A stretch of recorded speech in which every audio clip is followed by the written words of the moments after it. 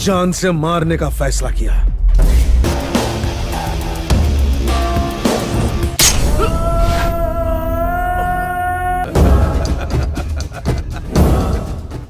Halo sahabat, Assalamualaikum. Semoga sehat selalu dan senantiasa berbahagia. Terima kasih udah subscribe dan menyimak video-video SLMT TV. Semoga Tuhan Yang Maha Esa selalu memberikan rezeki yang berkah dan berlimpah ruah untuk sahabat semua. Nah, kali ini SLMT TV akan membawakan alur cerita film yang berjudul Hebuli. Bagaimana keseruan filmnya? Nggak perlu banyak basa-basi, ini dia alur ceritanya. He's setting a trap. Halo, Kabir जल्दी वहां से निकल जाओ।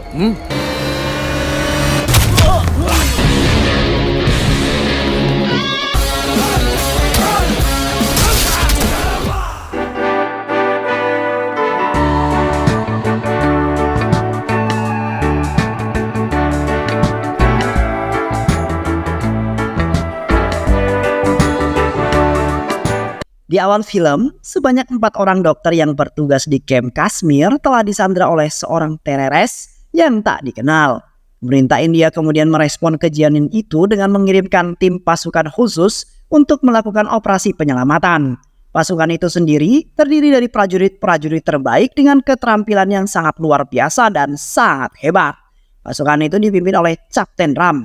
Semua teroris yang ada di sana berhasil dilumpuhkan dengan senyap oleh anggota Kapten Ram. Ketua teroris yang mengetahui hal itu kemudian menangkap seorang dokter untuk dijadikan sandera. Tapi dengan ketenangan dan kejeniusannya Ram, dia berhasil menyelamatkan dokter tersebut. Nandini adalah dokter yang disandera tadi. Dia terpelongo melihat kehebatan Ram dalam menyelamatkan dirinya. Ram kemudian membakar markas teroris itu sebelum pergi dari sana. Nandini mulai jatuh cinta setelah melihat kehebatan si Ram. Dia lalu mengajak Ram ketemu dan mengungkapkan perasaannya di hadapan semua orang. Tapi sayang, Ram yang kaku dalam dunia percintaan tak terlalu menganggap serius cintanya Nandini. Malahan ketika Nandini mengungkapkan cintanya, Ram malah meminta Nandini untuk bisa menyanyikan lagu kebangsaan India. Tapi karena gugup, Nandini tak mampu menyanyikan lagu itu sehingga selesai. Mataram. Semua teman-teman Ram yang ada di sana benar-benar yakin bahwa Nandini memang mencintai Ram. Bahkan sebuah surat yang datang untuk Ram pun mereka anggap adalah surat cinta dari Nandini. Tapi ketika Ram membuka dan membaca surat tersebut, tiba-tiba saja tangannya langsung gemetaran. Badannya menjadi lemas hingga membuat Ram jatuh berlutut. Ternyata isi surat itu bukanlah surat cinta dari Nandini, melainkan surat yang berisi tentang kematian kakaknya Ram yang bernama Satya Murti. Ram sangat terpukul atas kematian kakaknya itu. Dulu Ram dan kakaknya hanya hidup berdua saja. Kedua orang tua mereka pergi tak tahu kemana. Kakaknya Ram yaitu Satya bekerja dengan sangat keras untuk menghidupi Ram. Berkat kerja keras itu mereka berhasil mendapatkan pendidikan yang layak. Oleh karena itulah Ram sangat menyayangi sang kakak tercintanya. Ram lalu pulang ke rumah kakaknya yang ada di Bangalore. Sesampainya di sana, Ram langsung disambut dengan isak tangis dari Ritu, keponakan dan juga istri kakaknya yang bernama Anuradha. Singkat cerita, proses pengkremasan telah selesai. Kakak laki-laki dari Anuradha yaitu ACP Srinivas yang mengatakan kepada Ram bahwa Satya tewas karena bunuh diri. Dia mengakhiri hidupnya dengan cara gantung diri. Saya ikut menyelidiki kasus kematian ini. Kasus kemudian ditutup dengan dakwaan Satya tewas memang murni bunuh diri.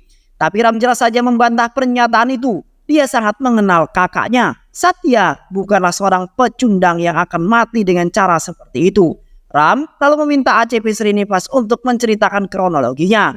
Saat itu Satya Murti yang merupakan pejabat IS baru saja diangkat menjadi wakil kolektor atau DC dalam menjalankan tugas. Satya sama sekali tidak pernah tebang pilih kepada siapa saja. Jika itu adalah bangunan yang ilegal, maka Satya akan merobohkannya. Termasuk juga dengan salah satu bangunan milik wakil rakyat, yaitu MLA yang bernama Srinivas. Ia hancurkan Satya dengan gagah berani. Bahkan Srinivas sempat menghalangi proses penggusuran dan melawan petugas pun sempat dipenjarakan oleh Satya. Tapi tak lama kemudian, Srinivas telah keluar dari penjara. Dia langsung pergi ke rumah Satya dan membawa dendam. Namun karena Satya tidak ada di rumah, Srinivas hanya mengobrak-abrik barang-barang miliknya hingga banyak yang hancur. Beberapa waktu kemudian Satya pun kembali ke rumah. Dia melihat kekacauan yang telah disebabkan oleh Srinivas. Satya tentu saja marah dan langsung pergi menemui Srinivas dan menodongkan senjatanya. Beberapa hari kemudian, Srinivas ditemukan tewas. Satya kemudian ditangkap oleh pihak kepolisian karena diduga merupakan pelaku pembunuhan. Beruntung bagi Satya karena kakak iparnya yaitu ACP Pratap berhasil membebaskannya dengan jaminan. Tapi hal yang mengejutkan tiba-tiba terjadi. Keesokan harinya Satya Murti telah ditemukan tewas gantung diri di dalam kamarnya. Hal itu diketahui dari istri Satya yang hendak mengantar kopi ke kamar Satya. Polisi lalu menggelar penyelidikan. Tapi mereka tak menemukan hal-hal yang mencurigakan sehingga kasus ditutup dengan kasus bunuh diri biasa. Ram tentu saja tak mempercayai hal itu. Dia mulai bergerak sendiri untuk membaca semua berkas penyelidikan kematian sang kakak. Laporan hasil autopsi juga dibaca. Ram menemukan banyak kejanggalan di sana. Untuk menguatkan penyelidikannya, Ram kembali ke rumah dan langsung memeriksa kamar Satya. Lagi dan lagi, Ram menemukan banyak kejanggalan mulai dari bau ganja yang ada di jendela, angin di sofa yang sudah kempes, dan tidak adanya sidik jari Satya di komputer miliknya. Ram menilai pasti ada seseorang yang telah menghapus sidik jari kakaknya. Bahkan, Ram juga menemukan hal yang lebih mengejutkan lagi, yaitu tali yang digunakan oleh kakaknya untuk bunuh diri, itu diikat dengan tangan kiri. Sedangkan Satya sama sekali bukanlah orang yang kidal. Atas dasar kejanggalan itulah, Ram sangat yakin bahwa kakaknya Satya Murti telah dibunuh oleh seseorang. ACP Pratap sangat terkejut mendengar semua pernyataan itu. Dia sama sekali tidak mengetahui itu semua saat melakukan sebuah penyelidikan. ACP Pratap lalu berjanji kepada Ram bahwa dia akan kembali membuka kasus kematian Satya dan akan segera melakukan penyelidikan ulang. Walaupun sudah mendengar hal itu, nyatanya tak membuat Ram diam begitu saja.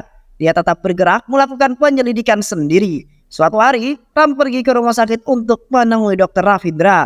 Diketahui Dr. Ravindra adalah dokter yang melakukan autopsi jenazah Satya. Namun sesampai di rumah sakit, salah satu pegawai rumah sakit mengatakan kepada Satya bahwa Dr. Ravindra sedang tidak ada di ruangan karena sedang cuti. Secara kebetulan, Dr. Nandini baru saja tiba di rumah sakit. Ternyata Dr. Nandini bekerja di rumah sakit yang sama dengan Dr. Ravindra. Nandini sangat terkejut ketika melihat Ram ada di rumah sakit itu.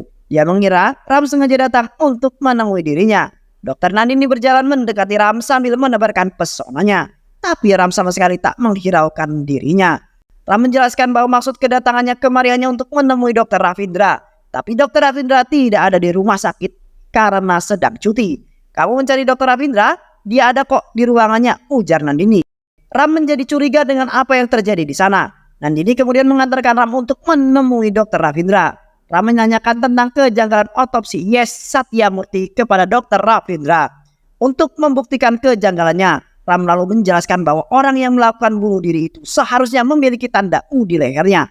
Tapi mengapa leher Satya Murti adalah memiliki tanda V di lehernya? Itu artinya dia bukan gantung diri. Dia dijerat paksa oleh orang tak dikenal. Baru kemudian digantung seolah-olah seperti orang bunuh diri. Dr. Ravindra mendengar hal tersebut tak mampu berkata apa-apa. Tubuhnya berkeringat dingin. Dia lalu mengusir Ram untuk segera pergi dari ruangannya. Ram yang melihat tindakan aneh Dr. Ravindra itu semakin yakin. Pasti ada sesuatu konspirasi besar di balik kematian kakaknya tercinta. Ram kemudian kembali ke rumah. Dia menanyakan kepada Anuradha, kakak iparnya, tentang keseharian Satya sebelum meninggal dunia. Anuradha menjelaskan kepada Ram bahwa beberapa hari sebelum kematiannya, Satya terlihat sedang gelisah karena masalah yang dialaminya. Kegelisahan itu memuncak ketika Satya mengetahui supir pribadi dan keluarganya tewas karena bunuh diri. Sang sopir dan keluarganya mau tidak mau harus melakukan itu karena tak sanggup lagi membeli obat untuk anaknya yang diketahui mengidap penyakit kanker. Satya berusaha sekuat tenaga untuk menyelidiki penyakit kanker itu. Dia mencari solusi agar tidak ada lagi orang yang bernasib sama. Dan itulah awal dari Satya berselisih dengan salah satu MLA bernama Srinivas. Setelah peristiwa tewasnya Srinivas, Satya kemudian ditangkap karena diduga merupakan pelaku pembunuhan Srinivas. Tapi setelah bebas, Satya mengatakan kepada Anuradha bahwa dirinya tidak pernah menghabisi Srinivas. Itulah saat terakhir Satya menjalani kesehariannya sebelum ditemukan tewas gantung diri keesokan harinya. Atas keterangan dari Anuradha, Ram kembali bergerak melakukan penyelidikan. Tapi sayang dia di sana sama sekali tak menemukan satu petunjuk apapun. Sementara itu di kantor kepolisian, seluruh pembunuh bertangan kidal dipanggil polisi untuk diinterogasi. Tapi dari sekian banyak orang, hanya ada satu orang yang tidak diinterogasi. Orang itu adalah Fayaz. Fayaz tidak diinterogasi karena tidak memenuhi panggilan polisi. Ram yang mengetahui hal tersebut langsung bergerak untuk menemui Fayaz. Ram sangat yakin bahwa Fayaz adalah orang yang membunuh Satya. Dia meyakini hal tersebut setelah melihat bentuk tubuh dan reaksi dari Fayaz. Ram ingin berbicara baik-baik kepada Fayaz, tapi geng Fayaz malah menyerang Ram. Ram mengajar semua anak buah Fayaz dengan sangat mudah.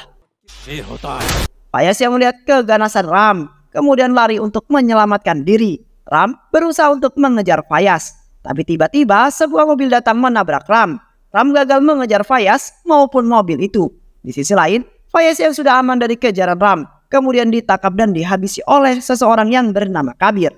Lantaran dia sudah dicurigai terlibat dalam kasus kematian Satya. Keesokan harinya, Ram mengetahui bahwa Fayaz telah tewas dibunuh. Tewasnya Fayaz membuat Ram harus memikirkan cara lain untuk mencari petunjuk pembunuhan kakaknya. Ram lalu mencoba untuk mengingat wajah dari orang yang menabrak dirinya. Ram lalu melukis wajah orang itu beserta logo yang ada di bajunya. Logo itu adalah logo yang sangat asing di mata Ram. Bahkan Google pun tak mengetahui logo itu. Tapi untungnya Nandini mengetahui logo itu. Dia pernah melihat logo itu di sekitar rumahnya. Ram yang mendengarnya jadi sangat bersemangat. Bahkan di malam itu juga, Ram meminta Nandini untuk mengantarnya ke lokasi logo itu berada. Ternyata logo itu adalah logo yang digunakan oleh sebuah tempat fitness. Diketahui selain ada di daerah ini, ternyata ada tempat fitness lain yang juga menggunakan logo itu. Di sisi lain, upaya untuk mengungkapkan kasus kematian Satya membuat Nandini jadi semakin dekat dengan Ram. Ram sangat menyadari perasaan Nandini, tapi agar Nandini tidak kenapa-napa, Ram meminta agar Nandini mencintai laki-laki lain saja. Berada di sisi Ram sama saja dengan berada di sisi mara bahaya. Permintaan Ram itu ditolak oleh Nandini mentah-mentah. Dia tak ingin mencintai laki-laki lain, dia hanya ingin mencintai Ram dan tetap berada di sisinya. Keesokan harinya Ram bersama Nandini akan berpencar untuk menyelidiki tempat fitness yang ada di lokasi yang berbeda. Untuk berjaga-jaga, Ram sudah memasang GPS di HP Nandini. Mereka berdua pun pergi untuk menjalankan tugasnya masing-masing. Tak lama kemudian, orang yang dicari Nandini datang juga ke tempat fitness. Namanya adalah Anil. Nandini terus mengikuti Anil hingga masuk ke dalam tempat fitness. Ternyata Anil adalah instruktur gym di tempat itu. Nandini lalu menghubungi Ram dan memintanya untuk segera datang kemari.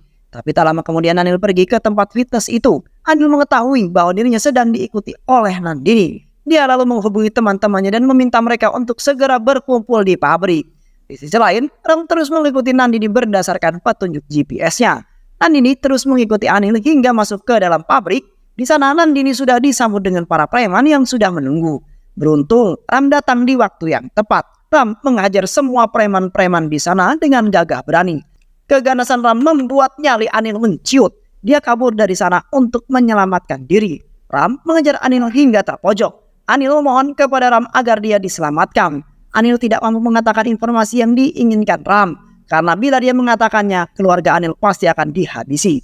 Anil menjadi sangat frustasi. Dia akhirnya lebih memilih untuk mengakhiri hidupnya sendiri dengan cara melompat dari atas gedung. Ram turun ke bawah dan hanya bisa mengambil ponsel milik Anil. Ram menghubungi salah satu anak buahnya di tentara yaitu Ranvir.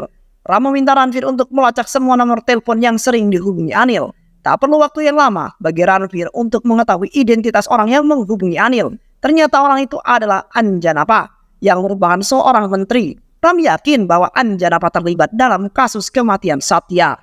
Terlihat Anjanapa yang sedang berbicara dengan seseorang di ruangan. Tapi Ram tidak menembak Anjanapa. Dia hanya menembak cangkir yang ada di sana. Dar, Anjanapa shock melihat hal itu. Dia jadi semakin takut ketika Ram mengancam dirinya. Hei Anjanapa, aku adalah adik IAS Satya Murti. Aku akan membalas kematiannya. Aku bisa saja membunuhmu saat ini juga. Tapi kali ini aku hanya datang untuk memperingatimu, ujar Ram. Ram sengaja tidak menghabisi Anjanapa karena dia belum memiliki cukup bukti. Ram terus menyelidiki siapa-siapa yang terlibat dalam kasus ini.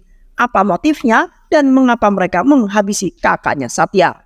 Di sisi lain, ancaman yang diberikan Ram sangatlah efektif. Anjanapa yang ketakutan kemudian menghubungi rekannya yang bernama Amrut Sas. Dia menceritakan semua yang terjadi kepada Amrut, bagaimana Ram adik dari IAS Satya Murti bisa dengan mudah mengancam dirinya. Dia bisa saja membunuhku saat ini juga, ujar Anjanapa. Usut punya usut, ternyata Amrut Shah adalah ketua asosiasi pengusaha farmasi yang ada di India. Walaupun sudah mendengar tentang kengerian Ram dari Anjanapa, tapi Amrut Shah tak terlalu menganggap perkataan itu dengan sangat serius. Tenang saja Anjanapa, aku akan segera membereskan ancaman tersebut. Amrut Shah kemudian mengirimkan Kabir utusannya untuk menghabisi Ram.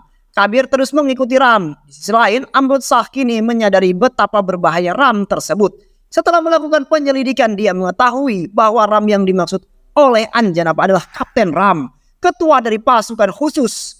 Amrut Shah kemudian mengatakan kepada Anjanapa, Kapten Ram bisa saja menghabisi Kabir dengan sangat mudah. Kabir bukanlah orang yang setimpal dengannya. Alasan Kabir masih hidup sampai sekarang pasti karena dia ingin menemukan cukup bukti dan mengetahui siapa saja yang terlibat dalam kasus pembunuhan Satya. Amrut Shah kini menjadi panik. Dia segera menelpon Kabir dan memintanya untuk segera pergi dari sana. Apa yang ditakutkan oleh Amrut Shah menjadi kenyataan. Kabir telah melakukan kesalahan besar karena telah berani-beraninya membuntuti Ram. Kini Ram telah mengetahui identitas Kabir. Jika dulu Kabir membuntuti Ram untuk dihabisi, sekarang giliran Ram yang bergerak memburu Kabir. Kabir terus berlari menghindari kejaran Ram. Tapi Ram tentu saja lebih ahli dalam kejar-kejaran, bro. Ram berhasil menangkap Kabir. Kabir diikat dan disandra di dalam sebuah bangunan. Ram mengancam Kabir untuk segera buka mulut. Tapi Kabir sama sekali tak takut dengan ancaman Ram. Dia tidak akan menceritakan apa yang telah terjadi. Menghadapi orang yang keras kepala seperti Kabir tak membuat Ram merasa kesulitan sedikit pun. Karena Ram telah biasa menginterogasi teroris hingga berhasil membuka mulut. Berbagai siksaan dan ancaman dilakukan oleh Ram yang membuat Kabir ketakutan. Hingga pada akhirnya Kabir mengatakan apa yang telah terjadi. Dia menceritakan bagaimana kronologi IIS Satyamurti bisa bunuh diri. Usut punya usut. Ternyata tragedi itu bermula ketika sopir pribadi Satya dan keluarganya tewas bunuh diri. Satya melakukan penyelidikan untuk menemukan solusi atas harga obat penyakit kanker yang sangat mahal. Satya ingin agar harga obat itu bisa menjadi murah dan dapat dijangkau oleh orang-orang miskin. Itulah mengapa Satya pergi menemui beberapa dokter dan mewawancarainya. Hasil dari wawancara itu Satya tuangkan ke dalam laporannya. Satya lalu mempresentasikan hasil laporan tersebut di depan Menteri Anjanapa. Dengan harapan Anjanapa akan memberikan dukungannya. Satya menjelaskan bahwa berjuta-juta rakyat India telah tewas setiap tahunnya karena tak mampu membeli obat.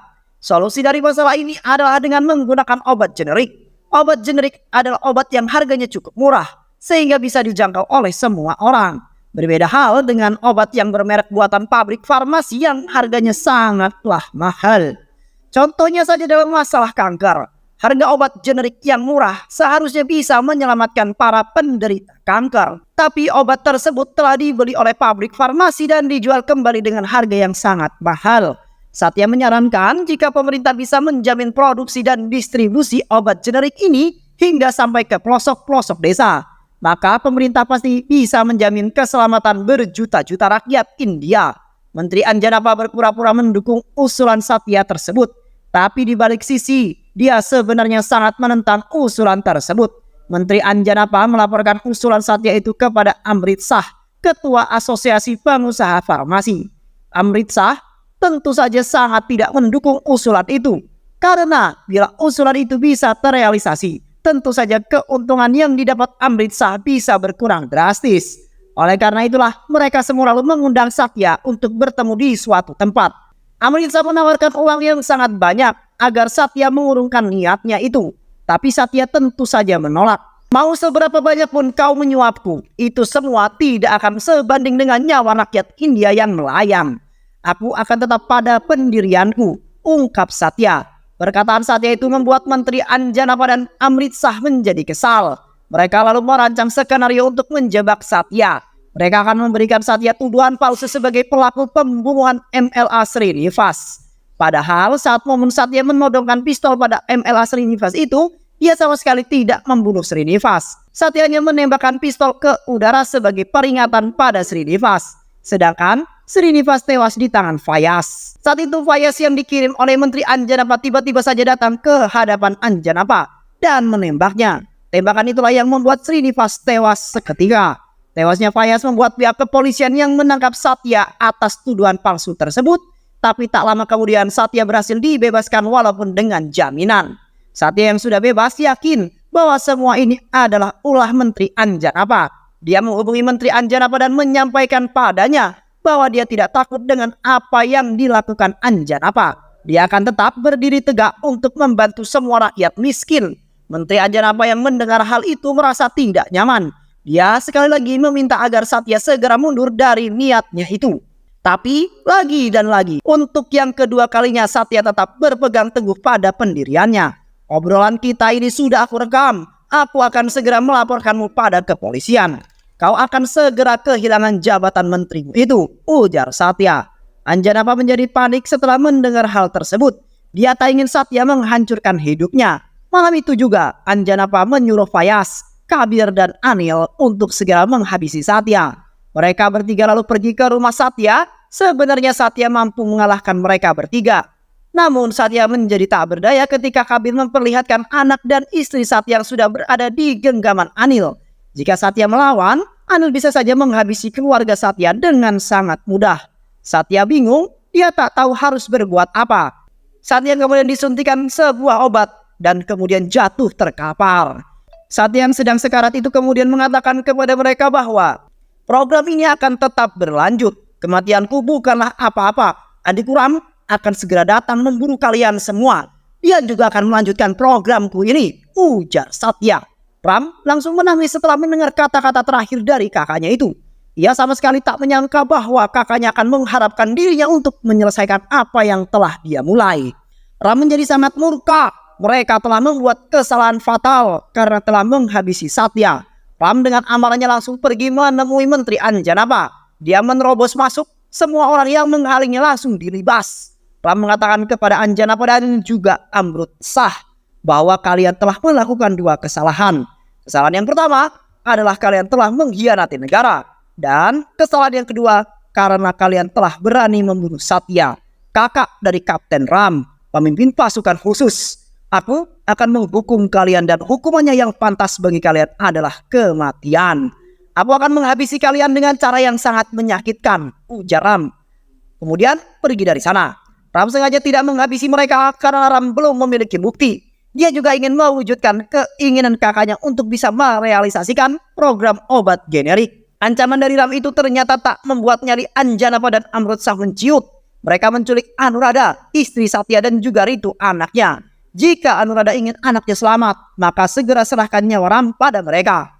Mereka akan menukarkan nyawa Ram dengan nyawa Ritu. Anuradha lalu dibebaskan. Ram yang melihat kakak iparnya menangis itu tentu saja bingung. Dia lalu bertanya pada kakaknya apa yang sedang terjadi. Anuradha menceritakan semuanya bahwa dia dan Ritu sempat diculik oleh Menteri Anjanapa. Anjanapa mengatakan jika Anuradha ingin nyawa Ritu selamat, maka dia harus menyerahkan nyawa Ram sebagai gantinya. Setelah mendengar hal itu, Ram dengan sukarela akan menyerahkan nyawanya demi keselamatan Ritu. Saya adalah tentara yang melindungi perbatasan. Saya selalu sedia jika sewaktu-waktu negara membutuhkan nyawa saya. Jika saya saja bersedia mengorbankan nyawa saya untuk negara, maka saya akan dengan ikhlas mengorbankan nyawa saya untuk melindungi keluarga, ujar Ram. Tak lama kemudian Anjanapa dan anak buahnya datang untuk menjemput Ram. Ram diminta untuk menyerahkan dirinya bersama laporan-laporan dan proyek milik kakaknya. Tapi di tengah obrolan mereka tiba-tiba saja pihak kepolisian datang menemui Ram. Mereka mengatakan bahwa Ram akan ditangkap karena melakukan pelanggaran disiplin pada pihak militer. Ram akan segera diserahkan kepada pihak militer untuk segera diadili dengan hukuman militer. Anjanapa tak mampu berbuat banyak. Dia hanya bisa menyaksikan Ram yang dibawa oleh pihak kepolisian. Di kantor polisi, para tentara datang dan membawa Ram ke pengadilan militer. Namun di tengah jalan, ternyata mereka sengaja melakukan itu semua untuk menyelamatkan Ram. Atasan Ram yang ada di militer sudah mengetahui masalah yang menimpa Ram. Bahkan atasannya itu menyebut bahwa pihak militer ada di sisi Ram untuk membantu. Ritu juga akan segera diselamatkan. Ram diminta untuk fokus saja menyelesaikan masalahnya dengan Menteri Anjanapa dan juga Amrutsah. Pergerakan pihak militer benar-benar tidak terendus oleh musuh Ram. Tak lama kemudian, Anjanapa kembali menghubungi Ram. Dia meminta agar Ram menyerahkan dirinya bersama Kabir. Mereka akan bertemu di sebuah pelabuhan. Ram tanpa banyak basa-basi langsung datang menemui permintaan Anjanapa. Kabir kemudian diserahkan tapi malang. Bagi Kabir, dia yang sudah bebas langsung dihabisi oleh Amrutsah. karena telah membocorkan informasi kepada Ram. Untuk menyelamatkan Ritu, Ram membuang senjata yang dibawanya dan juga mengemis kepada Anjanapa untuk segera membebaskan Ritu. Anjanapa dan Amrutsah mengira bahwa Ram sudah menyerah. Mereka lalu menghajar Ram dengan sesuka hati. Berkali-kali Ram dipukul dan disiksa. Tapi Ram tak kunjung melawan. Hei jagoan, ada apa hah? Kenapa sekarang kau kelihatan seperti orang lemah? Bukannya kau itu bisa menghajar kami semua? Di mana keganasanmu yang dulu itu pergi? Jika kau terus begini, maka kau akan mati seperti kakakmu itu. Dia tak mengakhiri hidupnya sendiri, tapi kamilah yang menghabisinya. Bisa-bisanya dia bermimpi untuk menyelamatkan banyak rakyat dengan obat generiknya itu, ujar Anjanapa meremehkan Ram. Ternyata Ram sengaja tidak melawan untuk mengumpulkan bukti. Percakapan Anjanapa dan Amrutsah itu telah direkam melalui kancing kamera yang ada di bajunya. Anjanapa yang bodoh benar-benar tidak mengetahui hal tersebut. Karena sudah bosan menyiksa Ram, Anjanapa dan Amrutsah kemudian pergi dari sana. Mereka meminta anak buahnya untuk segera menghabisi Ram. Di saat itulah Ram kemudian bangkit dan dengan mudah mengalahkan semua anak buah Anjanapa. Tak lama kemudian, Anjanapa menghubungi anak buahnya melalui HT. Tapi dia sangat terkejut ketika HT itu malah dijawab oleh Ram. Mereka seketika itu juga langsung kembali ke tempat Ram. Sesamanya di sana, Anjanapa dan juga Amrutsah langsung tercengang melihat Ram yang sudah duduk di atas tumpukan anak buahnya. Ram lalu menjelaskan kepada mereka bahwa dia tadi sengaja tidak melawan karena sedang merekam kedok bodoh mereka pada seluruh masyarakat India. Ternyata rekaman itu sudah dipublikasikan oleh Ram dan banyak media yang menyiarkan ulang rekaman itu. Semua masyarakat di India telah mengetahui fakta yang sebenarnya. Nama baik dari Menteri Anjanapa dan Amrutsah telah rusak dan hancur. Ram juga menjelaskan bahwa sebenarnya dia sama sekali tak mengkhawatirkan Ritu karena Ritu telah ditangani oleh pihak militer. Coba saja hubungi anak buahmu yang ada di sana. Mereka pasti tidak akan menjawab, ujar Ram. Dan benar saja, ketika Amrutsah menghubungi anak buah mereka semua, sekali lagi tidak menjawab panggilan Amrutsah. Sekarang keadaan berbalik 360 derajat. Giliran Ram yang akan membalas semua perbuatan mereka. Ram langsung menghajar Anjanapa dan juga Amrutsah dengan sesuka hati. Dia menggaplok mereka dengan membabi buta. Ram lalu menghukum mereka dengan cara yang mengenaskan. Mereka digantung oleh Ram hingga tewas, seperti mereka yang menggantung Satya Murti, kakak tercinta Ram. Tak lama kemudian, pihak kepolisian datang setelah masalah selesai. Mereka datang untuk mengamankan anak buah Anjanapa dan Amrutsah yang ada di sana. Media lalu memperbaiki nama baik IAS Satya Murti. Mimpi Satya tentang obat generik juga berhasil diwujudkan.